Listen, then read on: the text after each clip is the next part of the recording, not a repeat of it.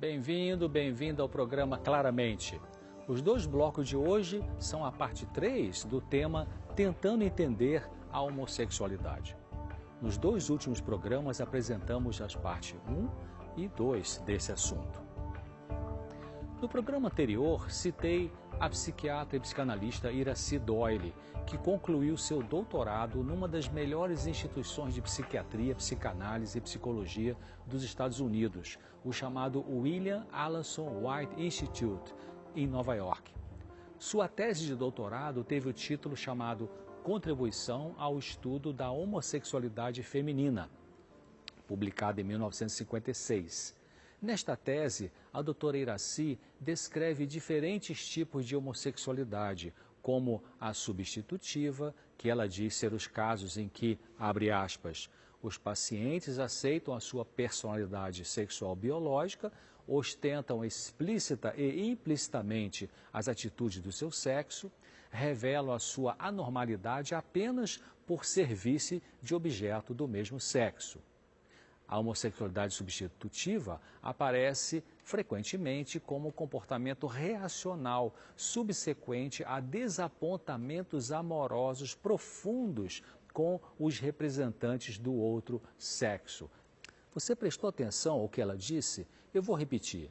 Ela disse que a homossexualidade substitutiva tem que ver com desapontamentos amorosos profundos com os representantes do outro sexo.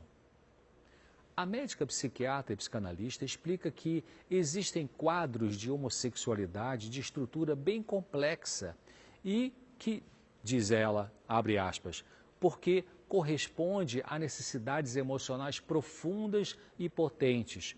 O comportamento patológico não pode ser suprimido senão ao preço de muita ansiedade, pois a atitude homossexual representa mais do que um recurso de satisfação libidinosa. É a negação do próprio sexo, a necessidade da inversão, que no caso que ilustrará a presente tese, da ex-homossexual Carmen, que ela atendeu, representa condição sine qua non de sobrevivência. Isso está na página 23 e o grifo aí no texto é da própria autora.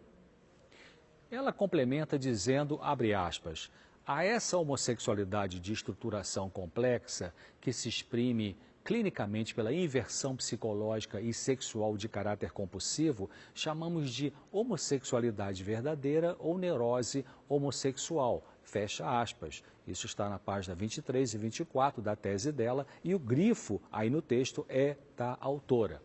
Claro, alguns olharão para essas citações e dirão que elas usam nomenclatura antiga, pois, por exemplo, não se usa mais o termo neurose e não está mais no DSM, que é o manual americano, e no CID, Código das Doenças usado no Brasil, não está mais a homossexualidade como neurose ou como desordem.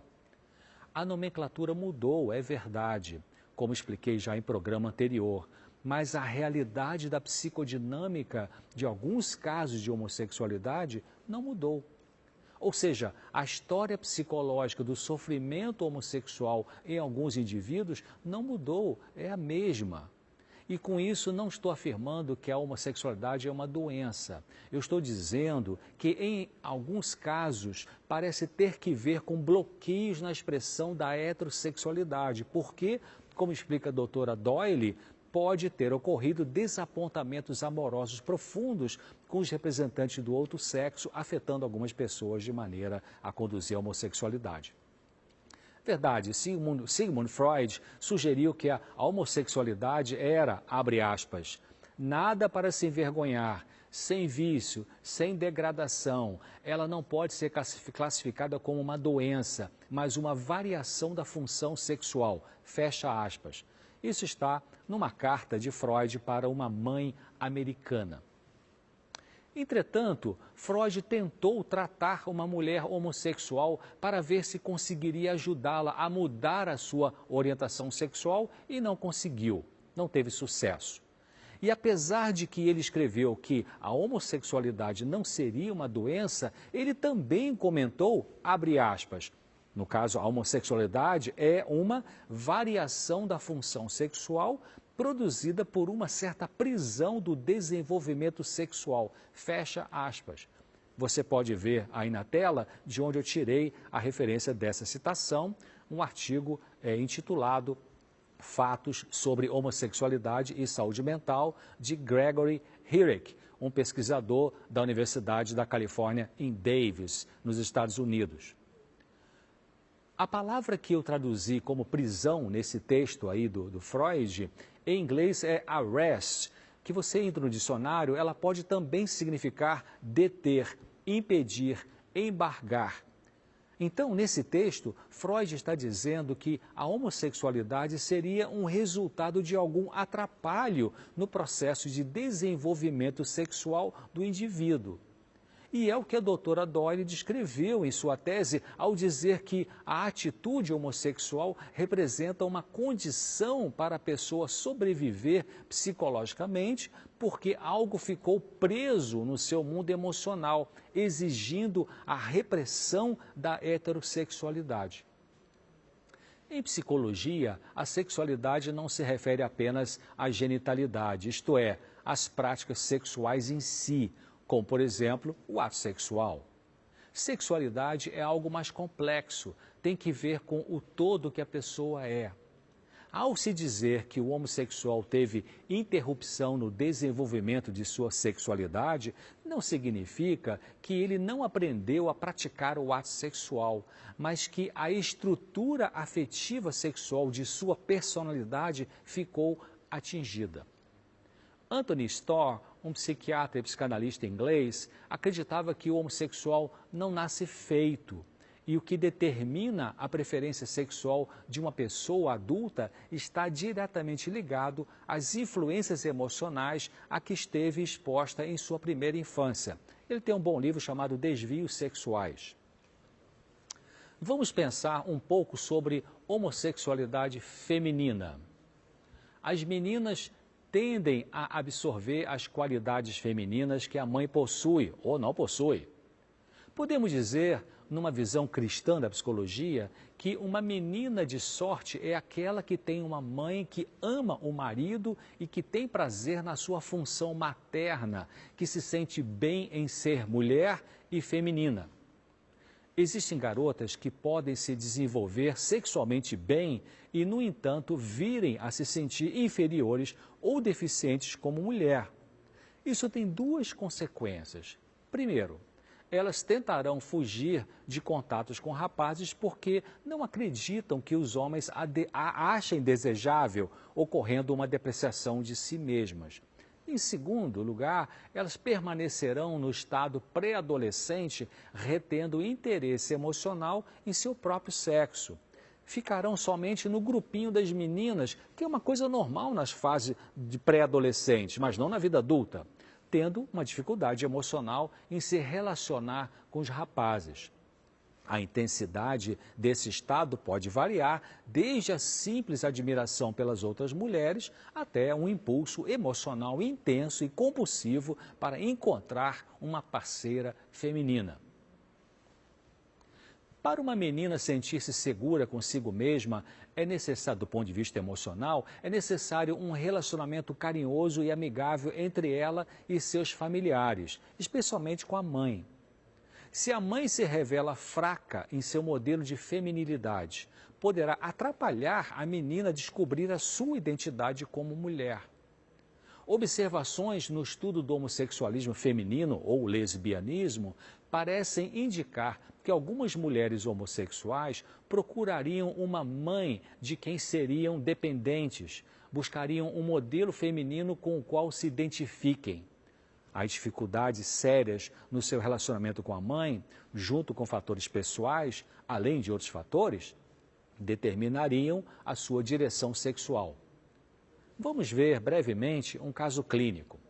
Carmen, o nome fictício de uma paciente da doutora Iracy Doyle. Era uma moça espanhola de 28 anos de idade, solteira, trabalhava como escriturária e que procurou tratamento psicanalítico movida por um estado de pânico pela consciência da atração homossexual por uma colega de trabalho, que era homossexual e que havia tomado a iniciativa de seduzir Carmen. O pai de Carmen havia falecido ao ela ter 18 anos de idade. Ele havia sido muito dominador, grosseiro e não raramente manifestava opiniões negativas que tinha para com mulheres, consideradas por ele como criaturas inferiores. Ele nunca havia demonstrado afeto pelos filhos, nunca os elogiara. Dizia que as crianças que estudam e tiram boas notas não fazem mais do que obrigação. O que Carmen sentia pelo pai era principalmente medo, rebelião e inveja. Ela tentava dominar o medo, agradando o pai sempre que podia. Quando ele morreu, ela se sentiu como que liberta. No dia seguinte ao enterro do pai, ela abriu as janelas do seu quarto na sua casa, pôs as pernas no sol e gritou: "De agora em diante, esta casa será uma democracia." A mãe de Carmen tinha um papel secundário na família. Tinha medo do marido. Era bem ligada aos trabalhos domésticos. Era um tanto fria ou de pouca demonstração de carinho. Deixava a empregada cuidar dos filhos e assumia tarefas grosseiras do lar por não gostar de crianças, sem ter paciência com elas. Ela usava uma dura disciplina. Quando Carmen tinha 16 anos de idade, por imposição da mãe, ela foi pressionada a aceitar um namorado rico de quem Carmen não gostava. Ela disse que sua mãe, com isso, estava mais interessada em ter uma boca a menos para alimentar do que realmente interessada na felicidade da filha. Carmen se livrou desse namorado. Nesse ambiente, Carmen entendeu que a única forma de demonstrar hostilidade normal diante da ditadura do pai e da mãe seria agredindo os irmãos. E ela fazia isso sempre que podia, verbal ou fisicamente. Ela usava um riso sarcástico, fingia-se de surda, ignorava a pessoa. Na adolescência, se aproximou de uma irmã mais velha do que ela, estabelecendo com a mesma um contato íntimo, neurótico e já com caráter homossexual implícito, segundo narrativa da doutora Iraci, na página 28 da sua tese. Carmen tinha muita hostilidade para com seu irmão mais velho. Diante disso, ela concluiu que seria melhor se tornar independente. Aos 9 anos já sabia cozinhar, construiu para si, pelas necessidades de defesa psicológica, diante desse ambiente infantil que não passava segurança, uma imagem ideal de perfeita autossuficiência.